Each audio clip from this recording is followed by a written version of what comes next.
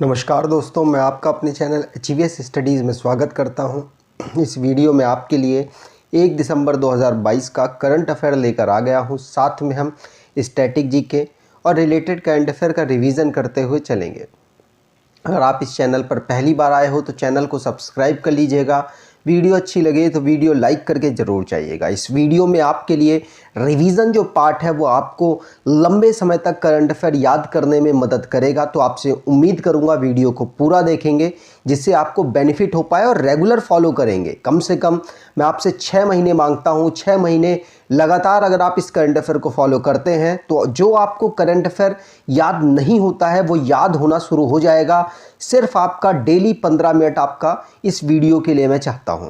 चलिए बात करते हैं लास्ट डे के क्विज की। तो लास्ट डे आपसे करंट अफेयर पूछा गया था, which has become the first Indian state to get Jio 5G service in all its district. तो किस स्टेट में इंडिया का पहला स्टेट वो बन गया जहां पर जियो 5G सर्विस सभी डिस्ट्रिक्ट में अवेलेबल हो गई? तो वो गुजरात है। आप सभी ने आंसर सही दिया था और डिटेल में दिया था।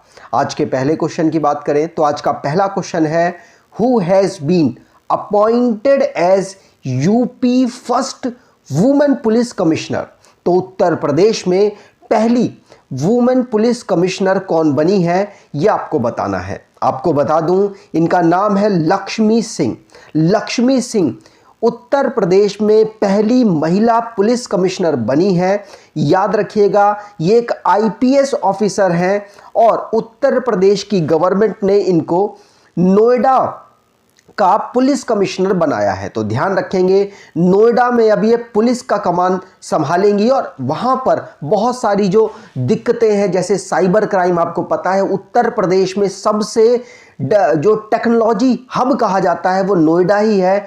तो वहां पर बहुत ज़्यादा साइबर क्राइम होते हैं, उसको रोकने के लिए इनकी परीक्षा होगी और साथ साथ वहां पर चैन स्नैचिंग, मतलब तेज गाड़ियों में जो महिलाओं के साथ चैन स्नैचिंग होती है, पुरुषों के साथ फोन स्नैचिंग होती है, उसमें भी इनकी एक परीक्षा होगी। और भी बहुत सारे पहलू हैं जो नोएडा में इनको काम करने पड़ेंगे।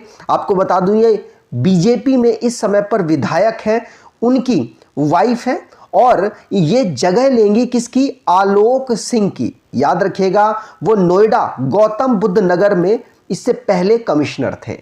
तो लक्ष्मी सिंह पहली बनी है पुलिस कमिश्नर उत्तर प्रदेश में और ये आपके लिए एक इंपॉर्टेंट क्वेश्चन है। यहां पर अपॉइंटमेंट से रिलेटेड क्वेश्चंस को रिवाइज करते हैं। रिवीजन सेक्शन बहुत इंपॉर्टेंट होता है जो आपको लंबे समय तक आपके लिए करंट अफेयर याद करने में मदद करता है। आप एक बार जरूर ट्रायल लें, कम से कम 1 वीक ट्राई जरूर करें। अगर आपको बढ़िया लगे तो आप रेगुलर फॉलो जरूर कीजिएगा। पहला क्वेश्चन हमने पढ़ लिया लक्ष्मी सिंह का। दूसरा, PT उषा पहली वुमेन प्रेसिडेंट बनी है इंडियन ओलंपिक एसोसिएशन में। विनय मोहन क्वात्रा पहले भी फॉरेन सेक्रेटरी थे और दोबारा से इनके कार्यकाल को बढ़ा दिया गया है। मैं आपको बता दूं कि ये इस समय पर फॉरेन सेक्रेटरी के पद पे 2024 तक रहेंगे। अरुण गोयल जो कि इलेक्शन कमिश्नर बने हैं, ध्यान रखिएगा। और गौरव द्विवेदी जिनको CEO बनाया गया है पब्लिक ब्रॉडकास्टर प्रसार भारती का। एशियन हॉकी फेडरेशन में CEO थे तैयब इकराम जिनको इंटरनेशनल हॉकी फेडरेशन में नया प्रेसिडेंट बनाया गया। सुब्रकांता पांडा जिनको फिक्की का प्रेसिडेंट बनाया गया। मल्लिकार्जुन खड़गे जिनको कांग्रेस का प्रेसिडेंट बनाया गया और भारती दास को नया कंट्रोलर जनरल ऑफ अकाउंट्स बनाया गया। अब नए CGI की बात करें, चीफ जस्टिस ऑफ इंडिया की, तो ये DY चंद्रचूड़ जी बने हैं। याद रखिएगा, 50वें नंबर के ये हमारे CJI हैं। आगे बात करें, अगला question, which state is the host of international lusophone festival? तो अंतरराष्ट्रीय लूसोफोन फेस्टिवल की मेजबानी कौन सा राज्य करेगा? तो आपको बता दूं, ये गोवा राज्य करने वाला है। और आपको बताओ, मिनिस्ट्री ऑफ एक्सटर्नल अफेयर्स इस समय पर संभाल रहे हैं S जयशंकर साहब। उन्होंने इंटरनेशनल लूसोफोन फेस्टिवल को इनॉग्रेट किया है और आपको बताऊं, गोवा गवर्नमेंट के द्वारा इसको ऑब्जर्व किया जा रहा है। लूसोफोन फेस्टिवल कौन मनाता है? तो आपको बता दूं, ये जो पुर्तगाली की जो लैंग्वेज है उसको बोलने वाले लोग इसको मनाते हैं। तो ध्यान रखिएगा, गोवा की ये सेकंड लैंग्वेज भी है और लूसोफोन पुर्तगाली बोलने वाले लोग बनाते हैं। ध्यान रखेंगे, पूछा जा सकता है। अब गोवा के बारे में रिवाइज कर लेते हैं। गोवा को स्टेट फॉर्म किया गया था 1987 में। गोवा की कैपिटल है पणजी। यहाँ के डिस्ट्रिक्ट हैं 2 और गवर्नर इस समय पर पीएस श्रीधरन पिल्लई हैं। चीफ मिनिस्टर प्रमोद सावंत हैं। लेजिस्लेचर यूनिकैमरल है जहाँ की असेंबली में 40 सीट्स और राज्यसभा में 1 सीट, लोकसभा में 2 सीट यहाँ से आती हैं। अगर बात की जाए नेशनल पार्क की तो मोलम नेशनल पार्क यहाँ का नेशनल पार्क है। वाइल्ड लाइफ सेंचुरी की बात करें तो Bondla wildlife sanctuary, doctor Salim Ali bird wildlife sanctuary, Kotigaon wildlife sanctuary, Madegaon wildlife sanctuary, Bhagwan Mahavir wild life sanctuary और नेत्रावली वाइल्ड लाइफ सेंचुरी यहाँ की वाइल्ड लाइफ सेंचुरीज हैं। अगर आप अपने करंट अफेयर को और बेहतर करना चाहते हैं तो आप इस ई बुक को परचेज कर सकते हैं। इस ई बुक में आपके लिए 2600 क्वेश्चंस का कलेक्शन बनाया गया है जिसमें 10 महीने का करंट अफेयर अवेलेबल है। 79 रुपीज़ में आपको दी जा रही है। डिस्क्रिप्शन बॉक्स में लिंक है, वहाँ से आप इसे परचेज कर लीजिएगा, आपको बेनिफिट ज़रूर मिलेगा। आगे बात करें, अगला question, which is the first north east state to launch its mental health and social care policy. तो अपनी मानसिक स्वास्थ्य और सामाजिक देखभाल नीति शुरू करने वाला पहला उत्तर पूर्वी राज्य कौन सा है? आपको बता दूं, उत्तर पूर्वी राज्य में 8 राज्य आते हैं जिनमें 7 सिस्टर के साथ सिक्किम भी अवेलेबल है और मेघालय एक पहला ऐसा स्टेट बना है जिसने अपने यहाँ पर mental health and social care policy को शुरू कर दिया है।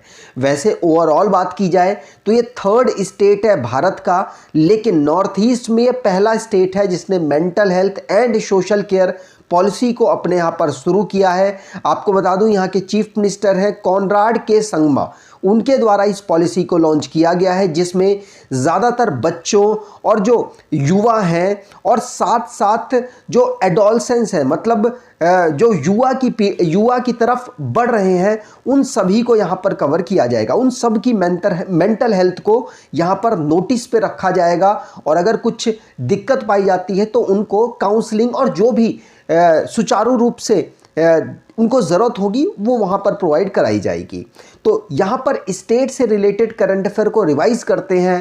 पहला क्वेश्चन पढ़ लिया। दूसरा, उड़ीसा की गवर्नमेंट ने एनीमिया इरेडिकेशन प्रोग्राम जिसका नाम है एमएलएन को लॉन्च किया है। मणिपुर जिसने मेडल टैली में नॉर्थ ईस्ट ओलंपिक गेम में टॉप कर दिया है जिसे मेघालय में ऑर्गेनाइज कराया गया था। वांगला फेस्टिवल जिसको 100 ड्रम फेस्टिवल भी कहते हैं, मेघालय में ऑब्जर्व किया गया। गवर्नमेंट ओडिशा की जिसने 2023 के एंड तक स्लम फ्री ओडिशा बनाने की घोषणा की है। उड़ीसा की गवर्नमेंट ने 10 नवंबर को मिलेट डे मनाने की घोषणा की और इसको ऑब्जर्व किया। इस साल इन्होंने इस मिलेट डे को ऑब्जर्व किया। केरला पहला स्टेट ऐसा बन गया जिसने uniform gold price bank rate के अकॉर्डिंग तय कर दिए हैं। वडोदरा ने यूएसए के साथ म्युनिसिपल बॉन्ड साइन करने वाली पहली ये म्युनिसिपल कॉरपोरेशन बन गई है। ध्यान रखिएगा। नेशनल ट्राइबल डांस फेस्टिवल को रायपुर छत्तीसगढ़ में ऑर्गेनाइज कराया गया। उत्तर प्रदेश के चीफ मिनिस्टर योगी आदित्यनाथ ने ग्रेटर नोएडा में नॉर्थ इंडिया का पहला डेटा सेंटर इनॉग्रेट किया है। आगे बात करें, अगला question, red planet day observed on.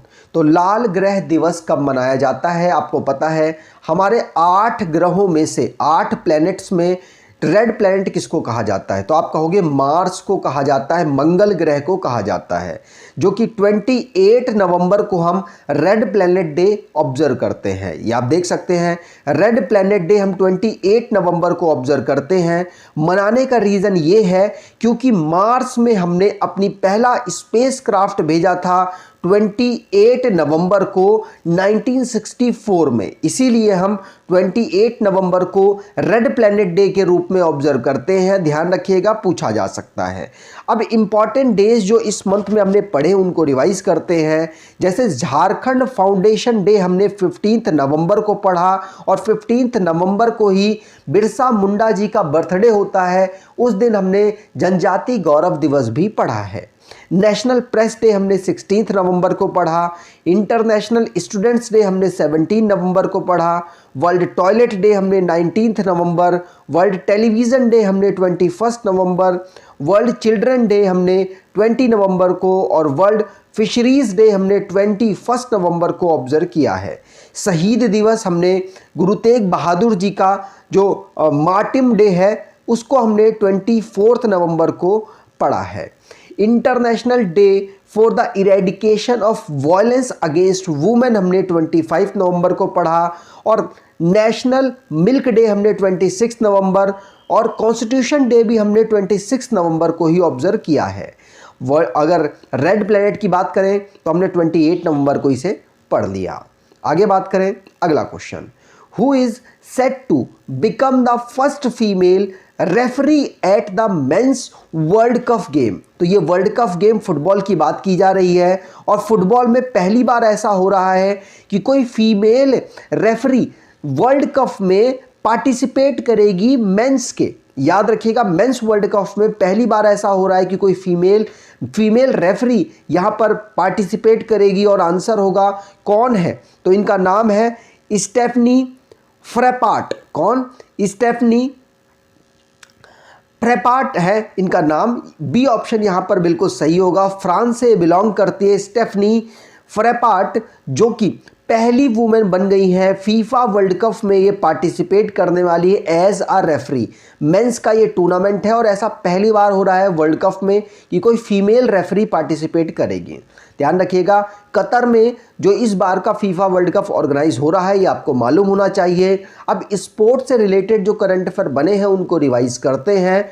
France की स्टेफनी फ्रैपाट वाला क्वेश्चन पढ़ लिया और दूसरा है ऋतु गायकवाड़, जो कि भारत के प्लेयर हैं जिन्होंने 7 छक्के एक ओवर में लगा दिए। 22 नंबर का फीफा वर्ल्ड कप कतर में ऑर्गेनाइज हो रहा है, ये हमको मालूम है। T20 वर्ल्ड कप जिसको इंग्लैंड ने जीत लिया पाकिस्तान को हराकर, ऑस्ट्रेलिया में इसको ऑर्गेनाइज कराया गया। भारत ने वर्ल्ड बॉक्सिंग चैंपियनशिप 2023 को होस्ट करेगा। उत्तर प्रदेश खेलो इंडिया यूनिवर्सिटी गेम 2023 में होस्ट करेगा। Formula 1 racing, Max Verstappen US grand prix को जीत चुके हैं। 5th Khelo India youth game Madhya Pradesh में ऑर्गेनाइज कराए जाएंगे। कब? 2023 में। वुमेन एशिया कप जिसको भारतीय टीम ने जीत लिया श्रीलंका को हराकर 8 विकेटों से, इसको ऑर्गेनाइज कराया गया था बांग्लादेश में। आगे बात करें, अगला question, which union ministry launch the नई चेतना कैंपेन। तो नई चेतना कैंपेन किसके द्वारा लॉन्च किया गया?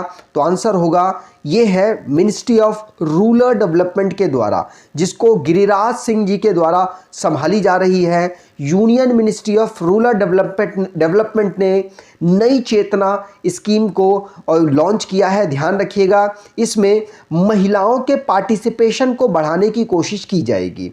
ध्यान रखिएगा, ये जो नई चेतना स्कीम है इसके अंतर्गत इसे कब लॉन्च किया गया? तो international day for elimination of violence against women, जो कि हमने 25 नवंबर को ऑब्जर्व किया है, उस दिन इसको लॉन्च किया गया था, जिसमें महिलाओं के राइट्स को और साथ साथ महिलाओं के पार्टिसिपेशन को देश के विकास के लिए बढ़ाने की कोशिश की गई है। ध्यान रखिएगा, इसमें महिलाओं को यहाँ पर सबसे ज़्यादा तवज्जो दी जाएगी। आगे बात करें, अगला question, scientist revived a 48,500 year old zombie virus breed in ice in which country. तो वैज्ञानिकों ने किस देश में बर्फ में दबे 48,500 साल पुराने ज़ॉम्बी वायरस को पुनर्जीवित कर दिया है। आपको बता दूं, ये ज़ॉम्बी की फिल्में वगैरह आपने देखी होंगी, साउथ कोरिया की एक फिल्म है, बहुत बेहतरीन है और उस उसमें जो ज़ॉम्बी वायरस आपने देखा होगा, उसी की यहाँ पर चर्चा हो रही है। इसको रशिया में बर्फ़ में दबे हुआ ये वायरस था, उसको दोबारा से पुनर्जीवित कर दिया है फ्रांस के साइंटिस्ट ने। याद रखिएगा, पूछा जा सकता है ज़ॉम्बी वायरस कहाँ पर अभी रिसेंटली में पुनर्जीवित किया गया, तो आंसर होगा कहाँ पर किया गया, रशिया में। किसके द्वारा किया गया, तो फ्रांस की जो साइंटिस्ट की टीम है उनके द्वारा इसको पुनर्जीवित किया गया है। आगे बात करें, अगला question, which airline will be merged with Tata owned air India by March 2024। तो मार्च 2024 तक टाटा के स्वामित्व वाली एयर इंडिया में किस एयरलाइन का विलय हो जाएगा। तो आपको बता दूं, एयर इंडिया में जो कि टाटा ने खरीद लिया है भारत सरकार से, अब इसका विलय विस्तारा के साथ कर दिया जाएगा। तो यहां पर डी ऑप्शन बिल्कुल सही था। याद रखिएगा, Vistara airline Tata owned air India के साथ मर्ज होगा। और आपको ध्यान रखना है, सिंगापुर एयरलाइन टाटा ग्रुप जो कि मर्ज करने की बात ऑलरेडी यहां पर कर चुके हैं, जिससे कि विस्तारा को मार्च 2024 में मर्ज किया जाएगा। तो ध्यान रखेंगे, अब सिंगापुर की जो एयरलाइन है और टाटा ग्रुप की जो एयरलाइन है, इसको मर्ज मार्च 2024 तक कर दिया जाएगा। आगे बात करें, अगला क्वेश्चन, समन्वय 2022 is a humanitarian assistance and disaster relief exercise organized by which armed force। तो समन्वय 2022 किस सशस्त्र बल द्वारा आयोजित एक मानवीय सहायता और आपदा राहत अभ्यास है। तो आपको बता दूं, ये भारतीय एयरफोर्स के द्वारा, इंडियन एयरफोर्स के द्वारा ऑर्गेनाइज कराया गया और इसमें आसियान की कंट्रीज ने भी पार्टिसिपेट किया था। ये एक प्रकार की annual joint humanitarian assistance and disaster relief है और इसका नाम रखा गया समन्वय 2022। इंडियन एयरफोर्स ने इसको आगरा स्टेशन पे ऑर्गेनाइज कराया है। ठीक है, चलिए आगे बात करें आज के क्विज की। तो आज का क्विज है, which company has launched India's first private rocket launch pad at Sriharikota. तो आपको कमेंट बॉक्स में डिटेल में आंसर देना है कि ऐसी पहली कौन सी प्राइवेट कंपनी है जिसने रॉकेट लॉन्च पैड को श्रीहरिकोटा से लॉन्च किया है। कमेंट बॉक्स में डिटेल में आंसर दीजिएगा। अगर आपको ये वीडियो अच्छी लगी है तो आपसे अनुरोध करूंगा, वीडियो को लाइक कर दीजिएगा, चैनल को सब्सक्राइब कर लीजिएगा और एटलीस्ट अपने कुछ दोस्तों तक वीडियो को शेयर ज़रूर करके जाइएगा। आपको ये बेनिफिट अगर दे रही है तो आप अपने दोस्तों तक शेयर करेंगे, ऐसी मैं उम्मीद करता हूँ। धन्यवाद।